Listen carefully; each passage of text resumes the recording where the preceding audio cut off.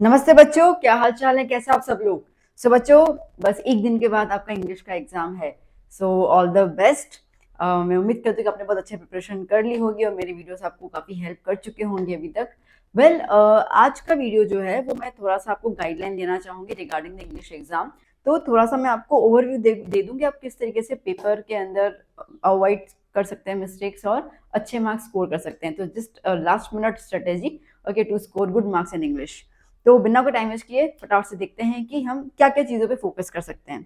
देखो बेटा, जैसे कि हमारे पास सेक्शन वाइज बता रही हूँ ताकि आपको थोड़ा क्लियर हो जाए। तो सेक्शन ए में हमें पता है कि पैसेज आता है एमसीक्यू फॉर्म में और एक और पैसेज आता है क्वेश्चन आंसर के फॉर्म में। ये दोनों पैसेज जो है वो टेक्स्ट बुक के ही होते हैं। इसके अंदर आपको स्टोरी तो पता होती है, कोई दिक्कत नहीं आती है। पैसेज रीड करने में कोई टाइम वेस्ट नहीं करना है हम लोगों को, ठीक है? कोई पैसेज नहीं रीड करना होता है इसमें, बस क्वेश्चन देखो, ठीक है? क्वेश्चन, दोनों क्वेश्चन आप रीड कर लोगे, दिमाग में रखोगे क्या पूछा गया, और फिर ऊपर पैसेज जो है, क्योंकि आपको कहानी पता है तो आप फटाफट से पैसेज रीड करके उस क्वेश्चन के आंसर को ढूंढ सकते हैं।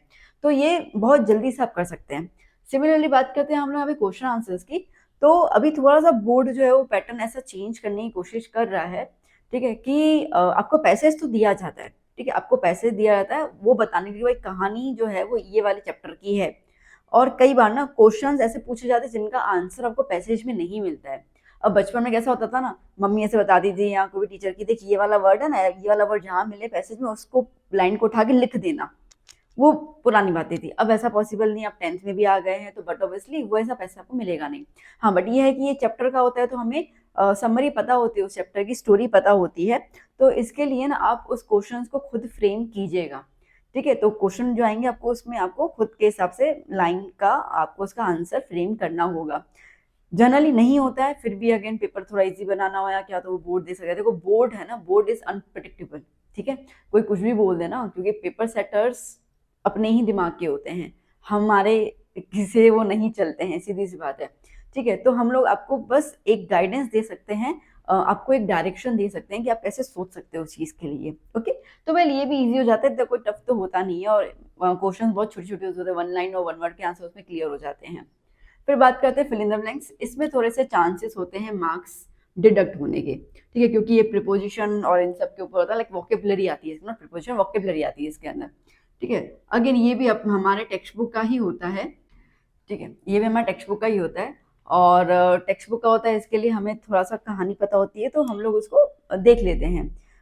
इसके अंदर मैं आपको प्रैक्टिस सेशंस के लिए कुछ बोल नहीं सकती हूँ। हाँ, ये है कि अभी इसका वीडियो प्रोवाइड करने वाली हूँ मैं, जहाँ पे मैं काफ़ी सारे प्लेलिस्ट आपको प्रैक्टिस करवा दूंगी, तो वो आई थिंक आपके लिए इनफ हो जाएंगे। तो आप थोड़ा सा धीरज रखिए, बस आपको ये वीडियो जल्दी से मिल जाएगा और तो आप उसकी प्रैक्टिस कर लीजिएगा। क्योंकि इसके लिए आपको चैप्टर रीड करना हो ये वो, उसमें हमें पास टाइम है नहीं और वेस्ट करने की जरूरत भी नहीं है, ठीक है? क्योंकि हमें इतना नॉलेज होता है कि कौन सा वर्ड कहाँ पे फिट होता है ना, वो थोड़ा बहुत हमें आइडिया आ ही जाता है। तो ये थोड़ा सा इसमें मार्क्स डिडक्ट होने के चांसेस रहते हैं अगर आप एक्यूरेटली उस वोकैब को चूज नहीं कर पाते हैं। फिर आते हैं क्वेश्चन आंसर्स। इसमें आप कंप्लीट मार्क्स जो है वो 6 मार्क का रहता है, ठीक है? 3 क्वेश्चन को अटेम्प्ट करने होते हैं, तो वो आप इसमें ले सकते हैं। अब जब मैंने कंप्लीट क्वेश्चंस का आपको सेशन दिया, मैंने उसमें आपको बताया था कि आपको सबसे पहले जो है ना बेटा, सबसे पहले आपको इंट्रो लिखना है। बहुत सारे बच्चों ने बोला कंपलसरी है। मैं दोबारा कह रहा हूँ, कंपलसरी नहीं है। बोर्ड के यहाँ से ऐसा रूल नहीं आया है कि आपको इंट्रो लिखना ही है, बट ये आपके मार्क्स को स्कोर करने में बहुत हेल्प करता है, ठीक है? क्यों? क्योंकि जब आपको उस चैप्टर का नाम और उस चैप्टर को लिखने वाले ऑथर का नाम पता होता है ना, तो वहीं पे टीचर आधा पिघल जाता है कि अच्छा इतना बच्चा होशियार है कि उसको अभी भी चीज़ याद है ना? क्योंकि इंग्लिश के अंदर सिलेबस में बहुत सारे ऑथर है, तो सबका नाम, कैरेक्टर्स का नाम, बहुत सारी चीज़ें होती हैं, तो वहीं पे टीचर जो है ना पिघल जाता है। आई बात समझ में? तो हमें टीचर को पिघलाना है। तो पिघलाने का मतलब ये कि आप उसमें इंट्रो लिखेंगे, लंबा नहीं होना चाहिए, 2 लाइन के अंदर क्लियर हो जाना चाहिए, बात खत्म हो गई, ठीक है? तो आप लिख सकते हैं ऐसे, that this question is taken from the chapter written by the author, ठीक है? बस इतना ही आपको लिखना है और फिर आपको मेन कंटेंट शुरू कर देना है आपका। इतना समझ में आया? क्लियर हुआ? चलो अब मैं इस पर आपको एक और चीज़ बता रही हूँ, और वो ये है कि इसके अंदर जो क्वेश्चंस आते हैं ना बेटा, अभी अगेन बोर्ड थोड़ा सा अपना चेंज कर रहा है क्वेश्चंस लेने का। ज़्यादातर जो है ना बोर्ड आपसे थीम, सेंट्रल आइडिया, ऐसे सवाल बहुत ज़्यादा पूछेंगे। आपने मेरा अगर वीडियो देखा हो जब पे मैंने आपको टॉप क्वेश्चंस दिए थे, शायद टॉप 40 दिए थे, ओके, पोएम और प्रोज दोनों मिलाकर, तो उसमें मैंने बहुत सारे क्वेश्चंस जो हैं वो थीम, सेंट्रल आइडिया उस पे ही फोकस किया था, ठीक है, क्योंकि बेसिकली कॉर्नर में से क्वेश्चन इतना ज़्यादा पूछा नहीं जाता है, तो आपको एटलीस्ट 2 क्वेश्चंस ऐसे मिल ही जाएँगे जहाँ पे सेंट्रल आइडिया की बात हो रही है, समरी की बात हो रही है। तो इसमें ना जो पेपर सेटर है वो ये देखना चाहता है कि आपको चैप्टर कितना पता है, ठीक है? और आपको चैप्टर की गहराई कितनी पता है ना? देखो, थीम और सेंट्रल आइडिया में डिफरेंस होता है, ये चीज़ ध्यान दे देना। थीम जो है, ठीक है, थीम जो है वो बेसिकली कहीं न कहीं वो मुद्दे के लाइक किसके लिए, लाइक एक जनरल कंपैरिज़न क्या है उसके अंदर, ठीक है? वो चीज़ पे आता है। और सेंट्रल आइडिया का मतलब होता है कि इस पूरे चैप्टर में से आपने क्या सीखा? ठीक है? तो अपना ओपिनियन नहीं देना होता है, बट हमें इस तरीके से लिखना होता है जहाँ पे हम उस चैप्टर के कैरेक्टरिस्टिक्स की बात करते हैं। ठीक है? तो ये क्वेश्चन आएँगे ही आएँगे। यहाँ तो अगर कोई स्पेसिफिकली क्वेश्चन आता भी है तो वो क्वेश्चन ऐसे पूछा जाएगा जहाँ पे आपका चैप्टर कवर अप हो जाएगा।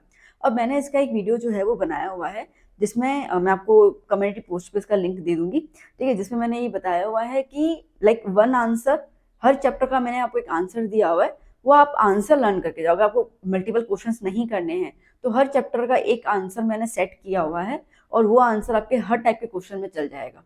ठीक है? तो उस चैप्टर का कोई भी टाइप का क्वेश्चन आए तो आप उसमें लिख सकते हैं। अब आप यहाँ पे स्ट्रेटेजी समझिए। ये 2 मार्क का क्वेश्चन आता है। अब 2 मार्क में मैं आपसे कह रही हूँ कि ये वाला सेक्शन लिखिए, आधी मार्क्स में मिल सकती है अपने को आराम से, ठीक है? तो देखो, हाफ मार्क तो वैसे तो मैं बोलूँ 1 मार्क मिल जाएगी, बट चलिए अपन ना यूँ मार्क्स को यूँ निचोड़-निचोड़ के देखेंगे कि भाई कम से कम कितना मिलेगा। तो कम से कम बात कर ले तो आधी मार्क यहाँ मिल जाएगी, 2 मार्क में से तो यहाँ तो आधी मार्क क्लियर, ठीक है? उसके बाद जब आप आंसर्स लिखते हैं तो उसमें 1 मार्क तो मिलेगी ही मिलेगी, ठीक है? आधी मार्क वैसे कटनी नहीं चाहिए, बट टीचर्स काट लेते हैं कई बार कि यार ठीक है ना, बच्चे ने कहीं मिस्टेक कर ली होगी, तो वो डिपेंड करता है अगेन चेकर के ऊपर। बट ये है कि हम 2 मार्क्स में से 1.5 मार्क्स जो है वो इजीली स्कोर कर लेंगे। अगर इनकेस आप ये नहीं लिख रहे हो, डायरेक्टली आंसर पे आते हो, तो चांसेस है कि आपको सिर्फ 1 मार्क की दी जाए, ठीक है? हो सकता है कि 1 मार्क दी जाए। उसका भी काटने का भी रीज़न बता रही हूँ मैं। देखो, एक होता है आपका राइटिंग, ठीक है? इंग्लिश के टीचर आप देखिएगा, उनकी राइटिंग माशाल्लाह होती है, ठीक है? मस्त यूँ कर्वेचर में यूँ मस्त कर्व करके राइटिंग लिखते हैं। तो इंग्लिश के जो टीचर और सर होते हैं ना, ठीक है? उनके लिए राइटिंग बहुत बड़ी लाइक प्रेज़ेंटेशन दिमाग में वो बिठाते हैं। अगर किसी बच्चे की राइटिंग बहुत अच्छी है ना, बहुत सुंदर है, तो लाइक अच्छे मार्क्स गारंटी है। बट अभी आप एट द लास्ट तो वो राइटिंग सुधारने जाओगे नहीं, ठीक है? हमारी जो राइटिंग है वो तो चलती रहती है, फ्लो में तो कुछ ज़्यादा ही रहता है। तो इसके लिए राइटिंग के अकॉर्डिंग ना थोड़ा-सा माइंड में सेट हो जाता है, बिकॉज़ देखो आपका जो पेपर होता है ना, the paper is like represents you. आपकी शक्ल तो किसी ने देखी है नहीं, ठीक है? ना वहाँ पे कोई नाम रिफ्लेक्ट होता है, तो आपका पेपर आपका मिरर होता है, ठीक है? तो अब वो मिरर कितना अच्छा दिख रहा है वो आपके प्रेज़ेंटेशन के ऊपर है, ठीक है? और वहीं से आप अट्रैक्ट करोगे। आपके पास अगर एक गिफ्ट पैक आती है, वो गिफ्ट पैक अगर अच्छे से रैप किया हुआ तो दिखते रहे वाह! कितनी शानदार, मतलब अंदर गिफ्ट क्या होगी हम वो सोच के ही पागल हो जाते हैं, है ना? और कई बार अगर गिफ्ट रैप अच्छा नहीं होता, फिर अंदर वाले अच्छी खासी चीज़ होगी, बट ठीक है ना, बाद में खोल लेते हैं। तो बाहरी दिखावा बहुत ज़्यादा ज़रूरी है। आप माने नहीं माने, बाहरी दिखावा बहुत ज़रूरी है। तो आपका पेपर प्रेज़ेंटेशन आपका बाहरी दिखावा है। तो उसके लिए आपके मार्क्स जो हैं वो आगे पीछे हो सकते हैं। आपकी राइटिंग अच्छी है, आपने इंट्रो लिखा है, आपने कुछ कटिंग ऐसे ना कट्टम-कुट्टी होती है ना, वो नहीं की है, तो फिर तो 2 मार्क मिलना पॉसिबल है, आ जाएँगे, ठीक है? तो चलो, तो मैं आपकी लिंक जो है वो अभी प्रोवाइड कर दूँगी इस वीडियो के बाद। फिर बात है सेक्शन बी। सेक्शन बी में रीड पैसेज क्वेश्चन आंसर्स के फॉर्म में आता है ये, ठीक है? फिर आता है अपने पास figures of speech. Figures of speech भी यहाँ पे थोड़ा-सा जो है वो गड़बड़-गड़बड़ वाला होता है, ठीक है? क्योंकि ये क्लियर नहीं होता। तो अगेन आई एम सेइंग कि एक वीडियो बनाना है जिसमें मुझे ये फिल्म कवर करने हैं और फिगर्स ऑफ स्पीच कवर करने हैं। मैंने पिछले वीडियो से बनाए हुए हैं, अगर आपको देखना हो तो आप देख सकते हैं, नो डाउट, ठीक है? अदरवाइज़ मैं भी एक और बना लूँगी। तो फिगर्स ऑफ स्पीच के अंदर भी है ना बच्चों, वैसे तो नॉर्मली ईज़ी आता है, एमसीक्यू के फॉर्म में होता है ना, तो आपको थोड़ा-सा आसान होता है। आपको अगर ये पता है कि कौन-सा फिगर ऑफ स्पीच किसके लिए यूज़ करते हैं, उसके पीछे मीनिंग क्या है, तो आप पहचान सकते हो, कोई बड़ी बात नहीं है। पर फिर भी ये 2 मार्क ना मैं कंसिडर नहीं करती हूँ, ठीक है? बच्चे-बच्चे पे डिपेंड करता है अगेन, तो मैं अभी इस चीज़ को रहने देती हूँ कि चलो 2 मार्क आया, ईज़ी आया तो समझ में आ गया तो अच्छी बात है, मिल जाएँगे, नहीं आया तो पता नहीं तुक्का लग गया, ठीक है? तो वो बात होती है। फिर क्वेश्चन आंसर्स, अगेन यहाँ पे क्वेश्चन आंसर्स जैसे मैंने यहाँ पे कहा वो सेम चीज़ मैं आपको यहाँ पे कहना चाहूँगी, ठीक है? वो चीज़ रहती है। और खैर पोएम में तो सेंट्रल आइडिया थीम ही होती है और तो पूछते ही क्या है, यही चीज़ रहती है। फिर आता है पैसेज, 2 पैसेज आते हैं, सप्लीमेंट्री रीडिंग। ठीक है, तो सप्लीमेंट्री जो आपका रहता है तो उसके अंदर क्वेश्चन आंसर्स तो आते हैं नहीं। ठीक है, आपको उनकी स्टोरी पता होनी चाहिए और उसकी वजह से आपको इसके अगेन क्वेश्चन आंसर ही लिखे होते हैं, एमसीक्यूज के फॉर्म में नहीं आता है। तो आपको स्टोरी पता होनी चाहिए ताकि आप खुद के आंसर फ्रेम कर पाओ। बिकॉज सप्लीमेंट्री में यहाँ पे तो फिर भी चांस है कि आपको आंसर उसमें से मिल जाएगा, हो सकता है, बट सप्लीमेंट्री में ना, क्योंकि सप्लीमेंट्री बच्चे क्या छोड़ देते हैं, ठीक है ना, वैसे भी कौन से क्वेश्चन आंसर आते हैं, तो उनको कई बार तो कुछ चैप्टर की स्टोरी भी नहीं पता होती है। तो ये जो पेपर सेटर होते हैं ना, वही होता है कि भैया देखे तो सही कि सप्लीमेंट्री पूरी बुक इन्होंने छोड़ दी, ऐसे क्या किया है। तो आपको पैसेज दिया जाएगा ये शो करने के लिए कि भैया चैप्टर पहचानो क्या है, और फिर नीचे क्वेश्चन जो होंगे ना वो मिलेंगे ही नहीं आपको। तो अगेन सप्लीमेंट्री की भी स्टोरीज आपको पता होनी चाहिए। ठीक है, चलिए फिर बात करते हैं सेक्शन सी। सेक्शन सी में ग्रामर में error correction, punctuation, fill in the blanks, indirect and direct speech, do as directed. ये पूरा वीडियो मैंने बना के दिया हुआ है आपको। इसमें मैंने ट्रिक्स के साथ आपको बताया कि किस तरीके से आप चीज़ों को एलिमिनेट कर सकते हैं, किसे आप लिख सकते हैं। ठीक है, डायरेक्ट और इनडायरेक्ट में बच्चों के मार्क्स जाने के चांसेस थोड़े ज़्यादा हो जाते हैं, उनको समझ नहीं आता है। तो ये वाला मुझे थोड़ा रिस्क फैक्टर लगता है अगर आपका ग्रामर, क्योंकि डायरेक्ट और इनडायरेक्ट में ना टेंसेस भी बहुत क्लियर होने चाहिए। ठीक है, कन्वर्जन पता होना चाहिए, नाउ का ध्यान है, ठीक है, कैन का कोड है वो पूरा। तो ये इसमें है ना ऑलमोस्ट पूरे के पूरे ग्रामर के रूल्स एप्लीकेबल हो जाते हैं। ठीक है, तो 80% ग्रामर तो खाली डायरेक्ट और इनडायरेक्ट स्पीच में ही आ जाता है। अब अगर आपका ग्रामर उतना स्ट्रांग नहीं है तो ये 3 मार्क में थोड़े लोचे पड़ जाते हैं हमारे। ठीक है, तो इसके अंदर खैर मैंने कोशिश की आपको वीडियो प्रोवाइड करके आपको समझाने की आप किस तरह से लिख सकते हैं। प्लीज इसको जरूर जरूर देखिएगा। फिल इन द ब्लैंक्स भी इसके अंदर तो आर्टिकल्स, प्रीपोजिशंस वगैरह आते हैं। ये तो फिर भी बच्चे कर लेते हैं। थोड़ा सा पंक्चुएशन में थोड़ा सा अभी टफ हो गया है। उसका रीजन बताऊं, ठीक है, आज से लाइक 2 साल पहले की बात है। तो पहले पंक्चुएशन कैसे आता था ना, वहाँ पे ना जहाँ पे पंक्चुएशन लगना हो ना वहाँ पे डैश करके देते थे, मेरे को समझ। ठीक है, जैसे कि डैश, ओके, चाय चाय समझो ऐसा ऐसे है। ठीक है, डैश चाय चाहे, ठीक है, ऐसे करके तो आपको पता चल गया यहाँ पे इन्वर्टेड कॉमा है। ठीक है, जैसे यहाँ पे आया तो कॉमा है, यहाँ पे इन्वर्टेड कॉमा, ऐसे करके तो आपको डैश दिए थे। अब वो नहीं करते। ठीक है, अब ना आपको पूरा पैराग्राफ दे दिया है, मैंने आपको प्रैक्टिस ऐसे करवाई है। ठीक है, आपको पूरा पैराग्राफ दे दिया है और अभी आप लगाओ। ठीक है, आप रीड करो, आप सोचो कहाँ पे आएगा। तो पहले थोड़ा सा ईजी हो जाता था बच्चों के लिए। ठीक है, चला अच्छा यहीं पे ही लगाना है ना, तो आपको खुद फाइंड करना है, वो पैराग्राफ को दोबारा से नीचे लिखना होता है। ठीक है, विद द पंक्चुएशंस। तो ये आपको थोड़ा सा प्रैक्टिस करने की जरूरत है। एरर करेक्शन बच्चा क्लियर कर लेता है, मुझे इसमें इतना नहीं लगता कि बच्चे के मार्क्स जाते हैं। डू एज डायरेक्ट एमसीक्यू के फॉर्म में होता है, तो कैसे एलिमिनेट करना है, कैसे सोचना है, उसका मैंने आपको पूरा ट्रिक बताया हुआ है।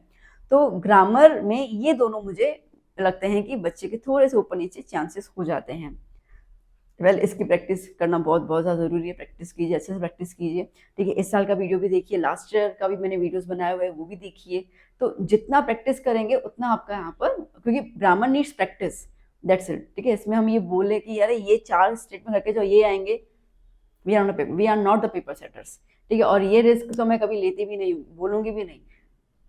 मुझे पता है कि मैं क्या दे रही हूँ, आई नो द मटेरियल मैं क्या दे रही हूँ, पर फिर भी बच्चे उस चीज़ पे बिल्कुल आधार होकर बैठे ना, ये मैं नहीं चाहूँगी। ठीक है, मुझे आपके मार्क्स इंक्रीज करवाने, डिक्रीज नहीं करवाने। तो वो सब चीज़ें नहीं होता है। चलिए सेक्शन डी की बात कर लेते हैं। सेक्शन डी में प्रोज या पोएट्री का अनसीन पैसेज है।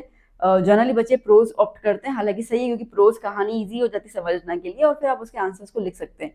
पोएट्री का कुछ बच्चे हैं अगर जिनका पोएट्री में दिमाग चल जाता है कि वो क्या बोलना चाह रहा है, तो फिर माशाल्लाह बात ही क्या है।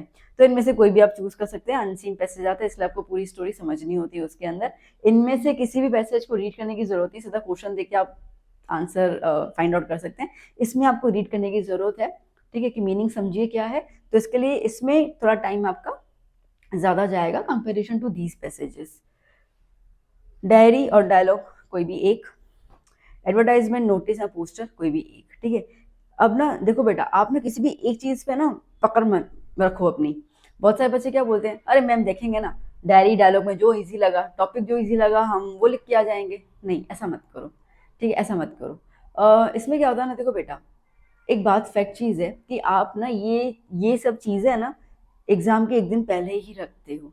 अच्छा, प्रिपेयर भी खाली एक बार फॉर्मेट देख लेते हो, स्कूल में भी आप ढंग से कुछ इसको प्रैक्टिस नहीं करते हो, आप सिर्फ फॉर्मेट देके अच्छा वहाँ पे दिमागी, बट ऐसा नहीं होता है, ठीक है। वहाँ पे क्या ग्रामर लगानी है, क्या वोकेबलरी लगानी है, इंग्लिश है, इंग्लिश में वोकेबलरी का इंपॉर्टेंस बहुत है, स्पेलिंग का इंपॉर्टेंस बहुत है। एक बार साइंस में स्पेलिंग मिस्टेक्स अवॉइड की जाएंगी, इंग्लिश में नहीं की जाएंगी, ठीक है। तो इन सब वोकेबलरी क्या यूज करनी, आप कभी नोटिस करना, आप तो लिखते हैं ना, अरे यार इसको हिंदी, ये हिंदी में ना आप जैसे सुनते होंगे या इसको इंग्लिश में क्या बोलते हैं यार, इंग्लिश में क्या बोलते हैं, इंग्लिश में क्या बोलते हैं, दैट इज द वोकेबलरी, ठीक है। उसी को तो वोकैब कहते हैं। तो वो मजबूत कब होगा, जब आप इसकी प्रैक्टिस करोगे, ठीक है। जरूरी है प्रैक्टिस करना एटलीस्ट। तो इसके लिए अगर आप इन दोनों में से समझ डायरी आप चूज करते हो, तो एटलीस्ट 5 टॉपिक डायरी के प्रैक्टिस करके जाओ, तो आपका वहां पे इट्स अ ब्रेन एक्सरसाइज, ठीक है। वहां पे आपका दिमाग वैसे काम करेगा, वरना ये सोचोगे यार इसको इंग्लिश में क्या बोलते हैं, इसको इंग्लिश में क्या बोलते हैं, ठीक है। ऐसा मत कीजिए। वहां पे टेंसेस ये वो बहुत ज्यादा जरूरी है। तो मैं आपको यही करूंगी कि स्टिल यू हैव, आज का दिन पूरा है, कल का दिन है, ठीक है। 5 कम से कम प्रैक्टिस कर लीजिए अच्छे से। अच्छा, इनमें टॉपिक्स बड़ा ये आएंगे, तो देखो ये टॉपिक हम लाइक कुछ है ही नहीं, ठीक है। तो वो कुछ भी टॉपिक देख सकते हैं आपको। तो इसके लिए आपके पास कंपेनियन है, तो उसके पीछे अगर 10-12 हूँ तो उसमें प्रैक्टिस कीजिए, ठीक है। पूरे सॉल्व किए तो नवनीत की डाइजेस्ट उसमें से कीजिए, गाला है उसमें से कीजिए। हाँ, अब आप मुझे ये बोलो कि मैम नवनीत गाला जो है उसमें से ही आ जाए, वो कर जाए, नहीं है। देखो गाला it's type of the practice paper, that's it, ठीक है। ये जो आपके लिए दिमाग में अफवाह फैलाई जाते हैं, गाला कर लेना 70% आ जाएंगे, बुलशिट, कुछ नहीं आता है। चेक करना है आपको, पिछले पेपर्स उठा के चेक, पिछले 5 पेपर उठा के चेक कर लीजिए, गाला में से कुछ भी आ जाए ना, तो आप मेरे चैनल सब्सक्राइब कर लेना यार। 6 पेपर में से अगर 2 क्वेश्चन आ गए, तो आप उसको आप रेशियो देखिए ना।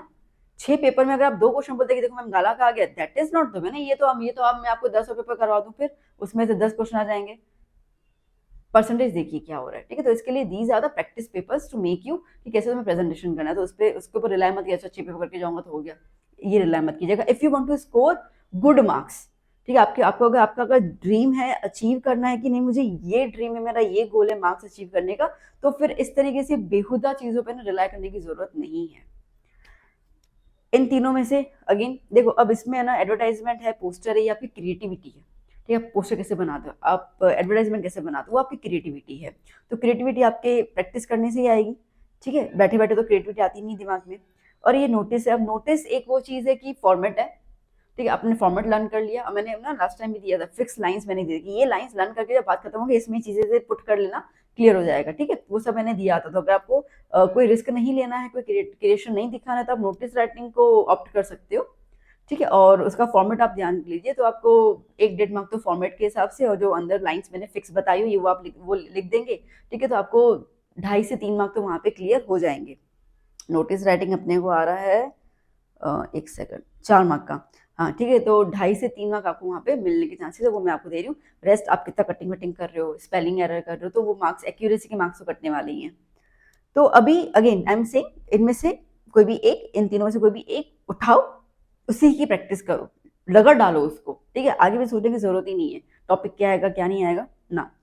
सेक्शन 1 की बात करें, रिपोर्ट राइटिंग, ठीक है। इसमें एक फॉर्मेट हल्का फुल्का रहता है, लेटर या ईमेल, प्रैक्टिस कर लेना उसके। अगेन इन दोनों में कुछ फॉर्मेट रहता है, ठीक है। आपको जो ठीक लगता है वही वही चीज करना। आपको लेटर में हाथ बैठा हुआ है लेटर में, ईमेल में तो आपका हाथ बैठा हुआ है, वो कोई भी एक चीज प्रैक्टिस करके जाओ। ऐसे और स्टोरी राइटिंग ये दोनों 8 मार्क के हैं, और वो तुम्हारी क्रिएटिविटी पर है, ठीक है। आप कितना अच्छे से उस चीज को समझ पा रहे हैं। रिपोर्ट राइटिंग में जो कोशिश करना कि जो अभी ये करंट अफेयर्स है ना, वो आप ऐड कर लो। जैसे कि महाकुंभ, ठीक है। अब महाकुंभ शायद आपको गुजराती में आए, शायद हिंदी में आए, शायद इंग्लिश में आए, बोल नहीं सकते हैं, बट हो सकता है कि उसकी रिपोर्ट राइटिंग आपको आए, ठीक है। कि आप एज अ जर्नलिस्ट आप महाकुंभ में गए हो, ठीक है, और उसके बारे में आप पूरी रिपोर्ट बताइए क्या था। तो ऐसे ना करंट टॉपिक्स पे जरूर ध्यान दीजिएगा, ये करंट टॉपिक्स आएंगे ना, तो आप चीज़ों को कर पाएंगे, ठीक है। तो ये पूरे साल भर में क्या क्या करंट टॉपिक वाले, रोड एक्सीडेंट्स थोड़े से ज़्यादा हुए थे, ठीक है, वो हम चीज़ बात कर सकते हैं, या गंगा के पानी अभी पॉल्यूट हुआ है उसके बारे में। तो ये कुछ आपको चीज़ें बता सकते हैं, पूछ सकते हैं, तो करके जाइएगा। हालांकि मैं थोड़े से टॉपिक्स आपको दे दूंगी, प्रैक्टिस कीजिएगा, चांसेस आर देयर, ठीक है। ऐसे और स्टोरी राइटिंग अगेन वो आपके माइंड पर है, जितना क्रिएटिविटी आप कर सकते हो। ये पॉइंट क्लियर हुआ। अब हमें पॉइंट्स पे ध्यान क्या देना है, सबसे पहले ध्यान से सुनो, और वो ये है स्पेलिंग मिस्टेक्स। मैं दोबारा कह रही हूँ, मैं इस वीडियो में ऑलमोस्ट 5-6 बार बोल चुकी होंगी, अवॉइड स्पेलिंग मिस्टेक्स। इंग्लिश की टीचर का पहले दिमाग जैसे ही आंसर देखा ना, स्पेलिंग पे चला जाएगा, और वो इतनी शार्प होती है ना, इतने शार्प होते हैं ना कि उनको आपकी गलतियां झट से पकड़ लेते हैं। आपको ऐसा लगता है अरे नहीं कहाँ पता चलेगा, अरे पता चल जाता है, क्या बात करते हो। तो प्लीज स्पेलिंग्स अवॉइड करना, ठीक है, मिस्टेक करना। दूसरा ये है कि ग्रामर या वोकेबलरी बहुत सिंपल यूज करो, ठीक है, एक्स्ट्रा ऑर्डिनरी करने की कोई जरूरत नहीं है, फंसोगे उसके अंदर, ठीक है। Use simple grammar, simple past tense use कर लो, सिंपल प्रेजेंट टेंस यूज कर लो। हैड बीन, है वो बीन लगाने वाला अभी इतना कुछ मगजमारी करना मत, ठीक है। जितना सिंपल आप करोगे उतना सिंपल आपको अच्छे से प्रेजेंट करना है। उनको ये चेक नहीं करना है कि तुम कितने ज्यादा ब्रिलियंट हो, उनको ये देखना है कि आपको कितना आता है, ठीक है, कितना प्यारा तरीके से, ठीक, कितनी प्यार तरीके से आप अपनी चीजों को रख पाते हो। सिंपल भाषा, समझाने वाली भाषा, वो बहुत जरूरी है। फिर आता है presentation of paper, as I told you, ठीक है, आपका पेपर प्रेजेंटेशन बहुत इंपॉर्टेंट फैक्टर है। क्योंकि एक बात बताऊं, जैसे कि आप ना शुरू से लिखना शुरू करोगे, ठीक है, तो आप स्टार्टिंग के 2 पेज में तो मस्त से राइटिंग निकालोगे, फिर धीरे धीरे धीरे धीरे आपकी राइटिंग सत्यानाश होते होते होते होते होते ऐसे ऐसे तक आते आते तो राइटिंग की धज्जियां उड़ जाती है, उड़ जाती है ना, राइटिंग बिल्कुल वाहियात हो जाती है आपकी। फिर अब वहां से पता चलता है टीचर को, ठीक है, कि बच्चा घबरा रहा है, बच्चे को है ना लैंग्वेज की पकड़ नहीं है, कमांड नहीं है, आपके राइटिंग से पता चलता है आपके आपके ऊपर कमांड नहीं है, ठीक है। तो इसके लिए कोशिश ये करना कि writing as it is maintain करना पूरे पेपर में कोशिश कर कीजिएगा जरूर। इसके लिए आपको टाइम मैनेजमेंट का बहुत ज़्यादा इम्पैक्ट पड़ेगा, टाइम मैनेजमेंट देखिएगा, क्योंकि इंग्लिश के पेपर्स लेंथी होते हैं, लेंथी इन टर्म्स ऑफ इनमें तो कुछ नहीं होगा, बट जैसे ही सेक्शन डी आया, डी और ई वाले लेंथी हो जाते हैं, ठीक है, क्योंकि आपको वहाँ पे सोचना है, तो आपकी स्पीड उतनी रिड्यूस हो जाएगी, आपको सोच सोच के लिखना है वो। तो इसके टाइम मैनेजमेंट ऐसे करना कि इनमें आपको टाइम मिल जाए, क्योंकि इसमें आपको आगे पीछे तो ठीक है, इतना तो इसमें सोचने वाली कोई चीज़ें होती नहीं है। फिर आता है फॉर्मेट याद कर लेना अच्छे से, ठीक है, हर एक चीज़ का फॉर्मेट अच्छे से, क्योंकि फॉर्मेट की 1 1.5 मार्क आपको वहाँ पे क्लियर हो जाएंगे, मिल जाएंगे आराम से। अवॉइड कट्टा-कुट्टी भाई, ठीक है, कट्टम-कुट्टी जब करते रहते हो ना, अवॉइड करना प्लीज, ठीक है। अब जनरली क्या होता है, आप जब कट्टम-कुट्टी करोगे ना और टीचर का ध्यान वहीं जाएगा, मतलब ना चाहते हुए आंखें गई वहां पे कि अच्छा तुमने कट्टम-कुट्टी की है, तो प्लीज प्लीज अवॉइड करना। तो इसके लिए क्या करें, एक सजेशन है मेरा, ठीक है, आपको जैसे ठीक लगता है। आपको जब 10 मिनट मिलता है ना पेपर रीड करने में, आप जाओगे, ठीक है, तो आपको 10 मिनट पेपर रीडिंग का दिया जाएगा। 9:30 एंट्री होती है, 9:45 को पेपर दिया जाता है रीड करने के लिए, 10 बजे से पेपर सप्लीमेंट्री देके आपको शुरू करना होता है, या 10 बजे, या 10 से 10:15 का होता है, फिर 10:15 से 1:15 तक का तुमको टाइम मिलता है, ऐसा कुछ है, ठीक है। तो हाँ, आई थिंक 10 बजे का था, 10 से 10:15 का रीडिंग टाइम होता है। तो अब उस टाइम के अंदर आपको जो 10 मिनट मिलते हैं ना, ठीक है, क्या करने का 10 मिनट, मैं बता दूं क्या करना है। ये जो आपके राइटिंग सेक्शन है ना बेटा, ये यहाँ पे ध्यान देना, ठीक है। ये राइटिंग सेक्शंस के आप जो भी टॉपिक चूज करते हो, आप जो दिया हुआ है, क्या करना, ठीक है, पीछे की तरफ, ठीक है, पेंसिल से की पॉइंट्स लिख देना। क्योंकि जब आप एग्जाम जब भी लिखने जाओगे ना, तो आपको प्रेशर होगा टाइम का, ये वो फलाना ढींगरा, तो आप ना तब सोच नहीं पाओगे। वो जो 10 मिनट है ना, उसको एक्यूरेटली और अच्छे से यूज करो। तो क्या करो, जो भी आपको स्टोरी दी गई है, ऐसे दिया हुआ है, डायरी एंट्री दी हुई है, वट एवर जो आपको टॉपिक दिया हुआ है ना, उसके की पॉइंट्स लिख दो कि मैं जब भी लिखूंगा ना, तब मैं ये पॉइंट्स कवर करूंगा, ठीक है। तो ये तुम्हारे 15 मिनट इतने फ्रूटफुल 15 मिनट हो जाएंगे ना, मतलब आप सोच भी नहीं सकते हो, ठीक। बच्चे क्या करते हैं, मैं आपको बताती हूँ, आप भी बच्चे किया होगा आप लोगों ने, ठीक है। ये सेक्शन सी आएगा ना, ठीक है, इसमें तब तक ये ऐसे ऐसे करके आपका वो, ठीक है, फलाना ढींगना इशारे करते करते आंसर पूछ लोगे। ये तो तुम बाद में भी कर सकते हो, ठीक है, ये बाद में कर सकते हो, ये वाली चीज कर लेना। तो आपका एक बेस तैयार हो जाएगा सेक्शन सी और डी और ई का, जहाँ पे आपके मार्क्स नहीं कटे होंगे, आपको इतना सोचने की जरूरत है, आपने पहले सोच, क्योंकि तब तक आपका फ्रेश माइंड में होंगे। वो जो 10 मिनट आपको मिलते हैं ना, 15 मिनट, आप तब आप फ्रेश माइंड में हो बिल्कुल।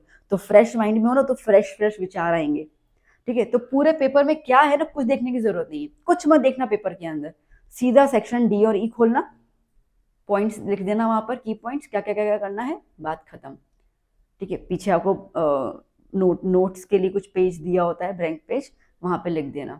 मेरी बात मानना, आपको ये बहुत फ्रूटफुल रहेगा। Well that's it. अब कुछ ठीक है, फॉर्मेट आ गया, की points at the back of paper, ठीक है। टाइम मैनेजमेंट करना बहुत ज़्यादा जरूरी है, आपको इनके लिए टाइम बहुत ज़्यादा चाहिए, तो इसके लिए इन सब में टाइम थोड़ा सा कट करने की कोशिश करना। अब आता है कि मैम क्या शुरू करें, पहले सेक्शन कौन सा शुरू करें।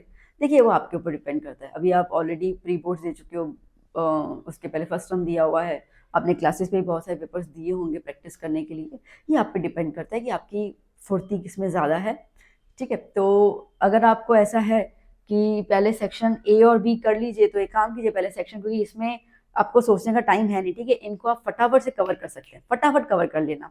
तो मतलब मेरा यूं मानना है कि आप इन दोनों को है ना ऑलमोस्ट ऑलमोस्ट अगर मैं बोलूँ तो 45 मिनट्स में कवर कर लेना इसको। ठीक है, हो जाएगा यार, कुछ है थोड़ी, मेरे को तो इसमें कुछ ऐसा खास लगता नहीं है कि जहाँ पे आपको सोचने की जरूरत है। ठीक है, तो 45 मिनट्स में आप ये दोनों चीजें कवर करके बैठ जाना। तो सेक्शन ए और बी क्लियर हो गया। फिर मेरा सजेशन है, फिर भी आपको ठीक लगे, मेरा सजेशन है कि फिर आप सेक्शन डी और ई उठाना। ठीक है, क्योंकि 45 मिनट कवर कर लिया तो आपको पीछे टाइम है। ठीक है, आपको पीछे टाइम रहेगा, तो आप उसमें मेंटली फ्री होके की पॉइंट्स आपने लिख दिए हैं, और इसको जो की पॉइंट्स है ना उसको पहले सेंटेंस दिमाग में सोचना और फिर लिखना। ठीक है, लिख के अरे यार नहीं ये नहीं, काटा कुटी किया फिर दूसरा नहीं, थिंक। ठीक है, अब बच्चे क्या करते हैं ना, आप क्या करते हैं ना, आपकी पेन पहले चलती है, दिमाग बाद में चलता है, जिसकी वजह से कटम कुटी होती है ना। पहले दिमाग चलाओ क्या लिखना है, फिर पेन चलाओ। ठीक है, 1-2 सेकंड का ही फर्क है, बट उसमें आपका पेपर प्रेजेंटेशन अच्छा होगा। तो यहाँ पे आते आते क्या होगा, आपकी राइटिंग बिगड़ेगी नहीं, राइटिंग की सुंदरता बनी रहेगी। ठीक है, आपके पास टाइम होगा तो आप अच्छी अच्छी चीजें सोच पाओगे, लिख पाओगे, क्रिएशन दिखा पाओगे इसके अंदर। तो आप सेक्शन डी और ई कवर कर लीजिएगा। इसमें आपको 1 घंटा तो चाहिए ही चाहिए होगा, no doubt, I could say कि 1 घंटा चाहिए होगा। तो अगर सेक्शन ए और बी के अंदर 45 मिनट्स कवर कर लेते हैं हम लोग, ठीक है, और 60 मिनट्स यहाँ पे कवर करते हैं, तो कितना हो गया, 105 मिनट्स हो गए। ठीक है, उसके बाद अगर हम बात कर लेते हैं सेक्शन सी की। ओके, टोटल कितने मिनट्स रहते हैं हमारे पास, 3 घंटे होते हैं ना, 180 मिनट। ठीक है, तो इसका मतलब कि 75 मिनट्स हैं हमारे पास अभी भी। 75 मिनट्स में इसमें आपको 30 मिनट्स लग जाएंगे आराम से ना, इतना तो हो जाएगा, सोचना भी तो पड़ता है थोड़ा। ठीक है, तो 30 मिनट्स आपके यहाँ गए, तो कितने बच गए अपने पास, 45 मिनट्स अभी भी हैं। इसका मतलब ये है कि आप इन चीज़ों को दे सकते हो, एक काम कर लो। ठीक है, आप इन चीज़ों को अगर हम देखें तो आप ना 60 की जगह आप इसको दो भले आराम से, कोई कोई दिक्कत नहीं है। ठीक है, आप 70 या 80 मिनट्स दे दो, कितना हो जाएगा यहाँ पे 5, और ये कितना हो गया 12, 125। ठीक है, फिर 125 में से अगर 180 में से 125 माइनस कर लेते कितना बचेगा, 65। ठीक है, 65, सॉरी 7 ना, हाँ 55, फिर 30 minutes grammar C section C को दे दिया, कितना बचेगा 25, स्टिल आपके 25 मिनट्स बच जाएंगे। ठीक है, अगर आप इस तरीके से चलते हैं तो 25 मिनट्स, इसका मतलब कि आपको सेक्शन सी के लिए आप चीज़ों को ऐड कर सकते हो। ठीक है, और यहाँ पे आप ऐड कर सकते हो। अब ये किस तरीके से आप कर सकते हो, ये टाइमिंग देखो, सबकी स्पीड अलग अलग होगी, मैंने जनरल एक स्टेटमेंट दिया है। अब ना कहाँ पे भी, जैसे फॉर एग्जाम्पल कि फिगर्स ऑफ स्पीच में अटक गया, आपको समझ नहीं आ रहा है, लीव दैट गैप, उसमें टाइम वेस्ट करो ही मत। जहाँ पे आपको लगता है उनको सोचना है बहुत ज़्यादा, उसको लास्ट के लिए रख दो। ठीक है, तो फिगर्स ऑफ स्पीच कर लिया, तो उसके लिए आप क्या करोगे, आपने 2 लाइन लीव कर ली, सेक्शन वैसे भी एमसीक्यूज के फॉर्म में होता है। ठीक है, तो ये अब इसमें तो मुझे कोई दिक्कत लगता नहीं है। अगेन फिल्म लैंग्वेज से तो आप इसमें अगर 2 चीज़ें आती है, टोटल 4 चीज़ों का होता है। ठीक है, दो आ रही, 2 लिख दो, 2 बाद में रख दो। तो टाइम वेस्ट करना मत सोचने के लिए, जितना है उतना उतना कर लेना। That's why I had given 45 minutes, मुझे लगता है कि काफ़ी हो जाता है। ठीक है, तो ये आप चीज़ें यहाँ पे कर लो। यहाँ पे आपको ऐसे कोई लीव करने की जरूरत तो होगी नहीं, पॉइंट को समझना। ठीक है, साइकोलॉजी की बात कर रही हूँ, इसमें आपको कुछ भी लीव किसी से पूछने की तो जरूरत, सेक्शन डी और ई में तो आपको जरूरत है नहीं किसी से कुछ पूछने की, सोचने की, जो भी फ्रेंकली बात कर रही हूँ मैं। फिर सेक्शन सी में जहाँ पे आपको डर लगता है कि क्या गलत है क्या सही है, ये वो उसका आप बाद में उठा रहे हो। ठीक है, इसमें आपको जितना जितना जितना जितना आता है वो परफेक्ट जो आपको आता है वो लिख दो, तुक्के वाली चीजें बाद में करना, जो परफेक्ट आता है वो लिख दो पहले। अब इस तरीके से आपके मतलब कि 2 से 2.25 घंटे या 2.5 घंटे कंप्लीट हो गए इसके अंदर। ठीक है, स्टिल यू हैव 30 मिनट्स। अब इस 30 मिनट्स के अंदर, ठीक है, सोचो कि अब मुझे क्या आता है, मुझे कहाँ डाउट लग रहा है। अब जहाँ जहाँ पे डाउट है ना वहाँ पे चीज़ों को रिकॉल करो, पूरे साल भर आपने जो स्टडी किया है उन सबको रिकॉल करो, रिकॉल करते करते उन चीज़ों को आप कैरी ऑन करो। ठीक है, इतना समझ में आया? तो क्या हम इस तरीके से स्ट्रेटजी फॉलो कर सकते हैं, है ना? अच्छा, ये वीडियो कैसा लगा ज़रूर ज़रूर बताइएगा। अपने फ्रेंड्स का ज़रूर शेयर कीजिएगा ये वीडियो, इतना डिटेल में शायद आपको कोई बता पाए जीएससीबी में, at right my level best. तो आप इन चीज़ों को और इन पॉइंट्स को ज़रूर ध्यान दीजिएगा, आपको बहुत हेल्प रहेगी। एंड कुछ आपका फीडबैक हो तो ज़रूर शेयर कीजिएगा। एंड मिलते हैं हम लोग नेक्स्ट वीडियो में। Till then keep study, keep hard working, this is the last chance to prove yourself, ठीक है, इसके बाद चांस नहीं आने वाला। तो 10th is the last chance to prove yourself कि yes I did my best. तो अच्छे से आप कीजिए, मेरे मेरे गुड विशेस आपके साथ हैं, और बस आप सब तरक्की करें, यही भगवान से दुआ है। मिलते हैं हम लोग नेक्स्ट वीडियो में, till then keep study, bye bye, take care.